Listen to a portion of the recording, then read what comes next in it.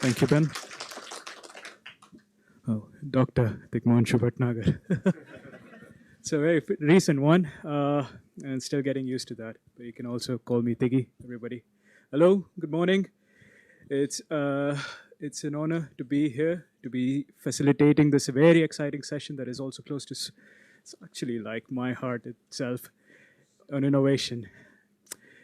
It's such a nice word, right? Innovation. It gets us all excited. It gets us all pumped up that there's promise of something new, something different, something that is going to change your life for the better.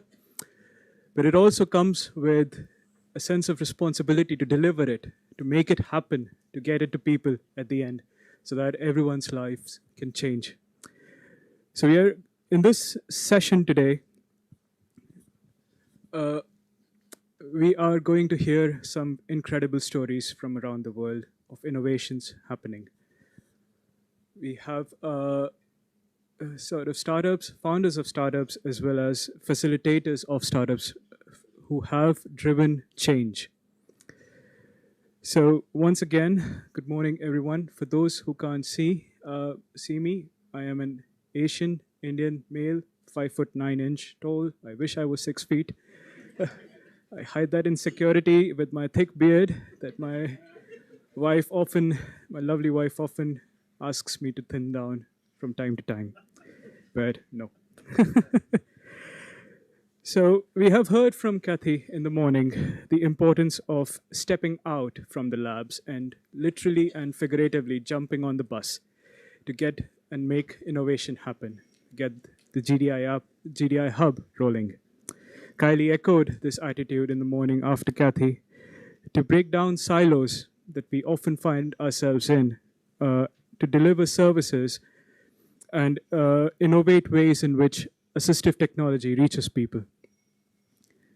But if we shift our focus from the established institutions to these newcomers, to these bootstrapped individuals who have literally nothing in their pockets but their passion and an idea, thank you, to, to change the world, then we see a very different culture emerging.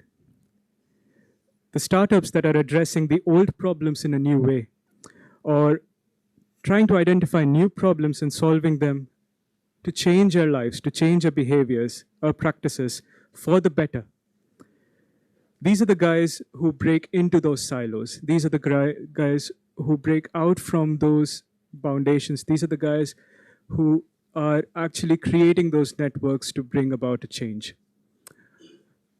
Necessity is the mother of all innovation or invention, and for startups, it's a necessity to get out of the house, to get out and going and create those networks, forge those collaborations, to bring these innovations and new things to people. On the one hand, we all understand disability is a heterogeneous problem. The lived experiences of people with disabilities can change drastically, and it's always dependent on the context, both socio-economical context as well as cultural contexts. So how can assistive technologies, when they are innovated at first, work for people in different contexts? Becomes a very interesting innovation problem. Assistive technology innovations also relies and is dependent on external stakeholders. So here in the room, just a show of hands, how many of you identify yourself as innovators, so entrepreneurs, as people with an experienced, lived experience of a disability? As clinicians, as people who understand the medical aspects of disability? As funders who know how to get money into disability sector? As enthusiasts who are just interested in this topic and want to make a change? So see how disability touches these diverse set of stakeholders, and so does innovation. Innovation is something that is new, that is meaningful, that changes life, and if it's a life of an individual with a lived experience of a disability, it changes the life of everyone around them. So what unifies them? Is it a purpose? Is it a passion? Is it motivation? Or is it the sense of challenge that this field brings in? We'll get to hear some of those ideas today, later in the session. Regardless of how innovations are made, regardless of what drives them, they need to diffuse into the society. They need to get out there, beginning from these enthusiastic end users and early adopters of these innovations who are often well resourced to those 90% of the population that we often allude to who need an assistive technology but don't get access to it. So let us get started with the session and see how some dynamic individuals in their shirts and jeans are stepping out into the field and trying to make a change. First on stage, we have Pete Donnelly, who's the founder of a very interesting and an exciting young startup called Wheelchair Skills College. Now, Pete.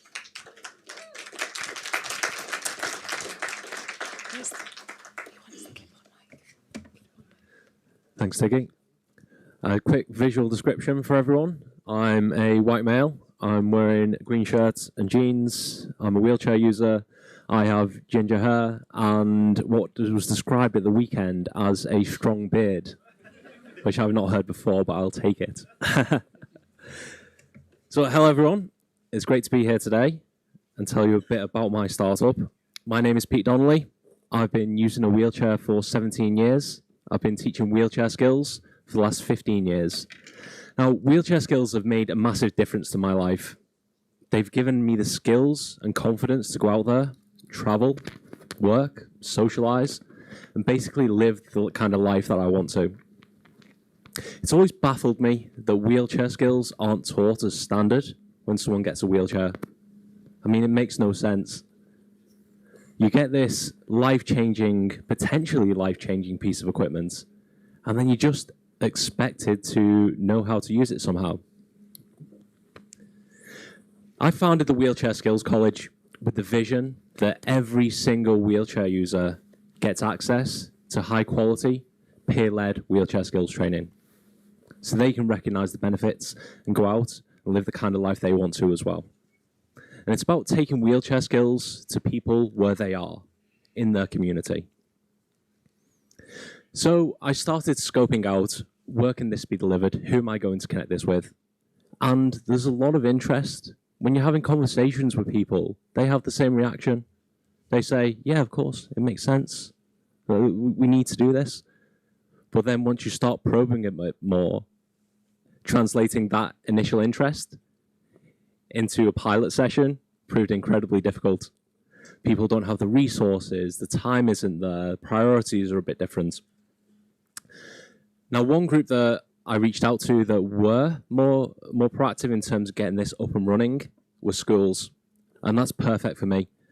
Young people, they take learning quicker, they're more adventurous. These places of education, that's great. And there's 75,000 young wheelchair users across the UK, so a perfect place for me to start. So here are 3 things that I've learned in year 1 of running my social enterprise that I'd like to share with you.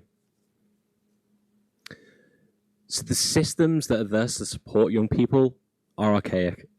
I'm not going to beat around the bush about that. I'm not just talking about the education system. I'm talking about the crossover with health and social care as well. I mean, the ideas that are in place that are being used, I mean, they predate the social model of disability, massively outdated things. And I look at these and I think about the fact that I had my injury at 19 years old, and all my experience of disability has been through adulthood. So a lot of these things I've become blinkered to, and I've not had that experience about growing up with a disability. But once I started becoming more aware of it and looking out there and seeing, okay, what are these barriers? You start seeing that it comes from everywhere. I mean, the language used in mainstream media, the things that appear on social media, the teaching environments that aren't catered for needs, the medical side of things, not focusing on the social aspects, and it's just about looking after the health needs, and also the not so subtle comments that come from the public. I mean, all these negative messages and this constant stream of negativity that young people face, and it's just quite overwhelming once you start to hear about it, and they get this idea that they're not the right thing, that being disabled is wrong. I mean, these are messages that disabled adults face as well. I get similar things as well, but I feel like as an adult, you have more resilience, whereas as children are growing up, they're trying to understand who they are. They're trying to get their head around this disabled identity. And my real fear is that these negative messages around disability become their truth.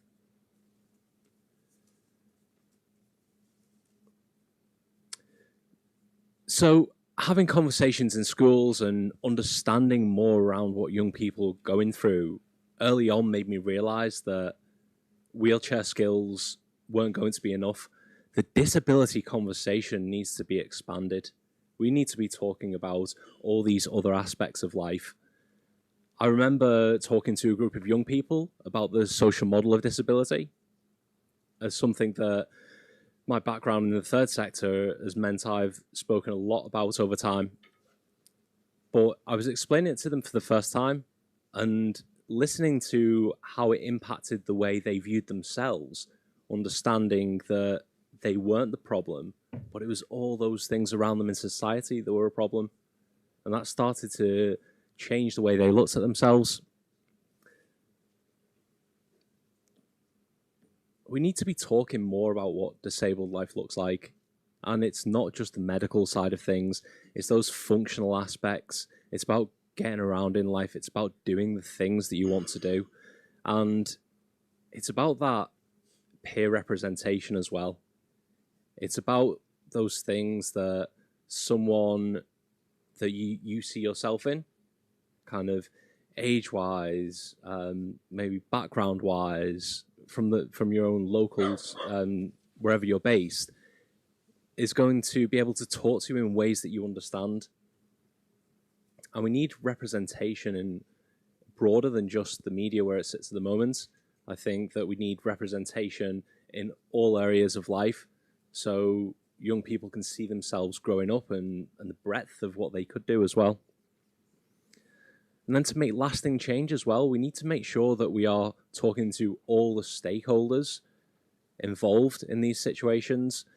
And we need to be giving education to teachers, to parents, to disabled children and non-disabled children as well, making sure that everyone is understanding what they need to do differently. The last thing I'd like to touch on is the impact I've seen this year and how real it is. And there are 3 times in particular this year that things have happened and it's made me think, actually, this could work. We can make some real change here. And I'd like to share those with you. So one wheelchair skills session I was teaching, there was a young lad there, Brody, and he was good in moving around in his wheelchair. He was getting all the pushing techniques right. He was able to turn in his wheelchair. And he was ahead of his classmates. Now, at the end of the morning session, a teaching assistant who was supporting him came back into the room and they were collecting something. And I saw him sat outside the door, kind of grasping for the door, unable to open it. So in the morning session, I took him to one side away from the group and showed him, like, this is how you pull the door open, this is how you push it open as well. And within like 20 minutes, he had it done. But I think that's brilliant because now, when he's going around the school, he doesn't need someone to open the door for him. He's able to open the door for himself and also those people around him as well, which I think is, as well as being an amazing skill, it's quite a thought-provoking metaphor. Now, people's situation change over time, and Cash joined our wheelchair skills session. She was using a wheelchair, but she was about to use it a lot more because she was scheduled to go in for an operation. And naturally, she had a lot of anxiety around being a wheelchair user, as she wasn't sure what life was going to be like. Much like myself, before I started using it, I had an idea of what life as a wheelchair user would be. And as part of this one wheelchair skill session, I took everyone outside and showed them my car.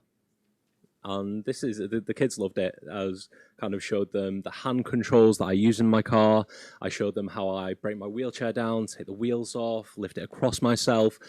And afterwards, Cash's mum fed back that she'd never thought about it, but all of a sudden, she had this light bulb moment that, oh, actually, I can drive myself around. That's a massive amount of independence. So it's not necessarily just these skills, but it's understanding that lifestyle element as well.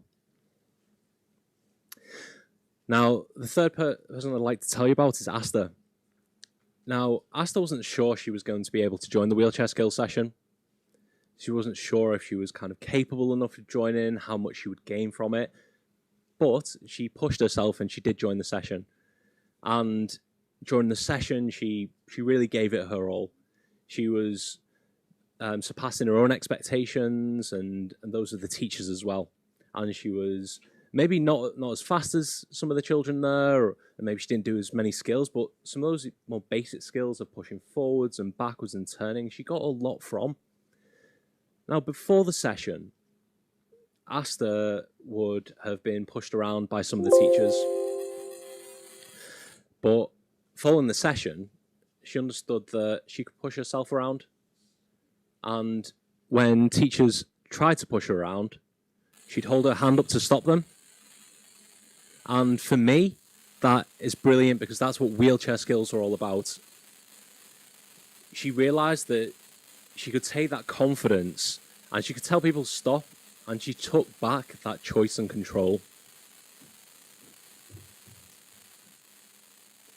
So I really hope the future of this project sees skills, both wheelchair skills and wider skills that disabled children need, embedded in the systems where they are accessing everything at the moment, whether it's health, social care, the education system. We need to change everything around them. So when I think, are ecosystems ready for change? It makes me think, are they ready, willing, and able? And to that, I think, no, they're not. They're not ready now, and they might not be ready tomorrow or the day after. Does that mean that we stop trying? Definitely not. If we were to stop trying, this generation misses out, next generation misses out, and maybe the generation after that. It's not going to be fast, and it's not going to be easy. But I remind myself why we do this. And it's for children who are stuck behind the door that they can't open, or someone that is dealing with the anxiety of not knowing what life using a wheelchair is going to be like, or someone who doesn't know that they can raise their hand to take back that choice and control. Thanks for listening.